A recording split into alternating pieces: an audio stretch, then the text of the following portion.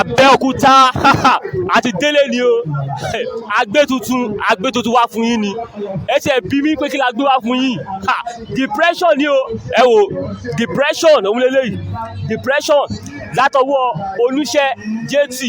depression ni àmì tó máa ṣẹlẹ̀ ní Panṣẹ́kẹ́ nílùú Abẹ́òkúta ní skating ground ní ọjọ́ Sunday 29th of March òun lélẹ́yìí ní ọjọ́ Sunday 29th of March ni a máa ṣe premier depression sinimá yìí in fact ẹ má lọ miss ẹ o ẹ jẹ́ kí n já yín tán àgbowó lọ́wọ́ yín o ọ̀fẹ́ la fẹ́ ṣú ẹ̀ fún yín ọ̀fẹ́ tó yìí di ọjọ́ Sunday 29th of March ẹ máa sáré bọ̀ ẹ máa bọ̀ kí wá wo depression òun la polówó lẹ́nìí a máa ṣe premier ní ọjọ́ Sunday ẹ má gàn kí ẹ o ẹ má gàn o ẹ jọ ẹ jáde síta ká bá wo depression ọ̀fẹ́ ló bá dé ẹ ṣe gan ẹ̀yà Abẹ́òkúta Panṣẹ́kẹ́ la wà.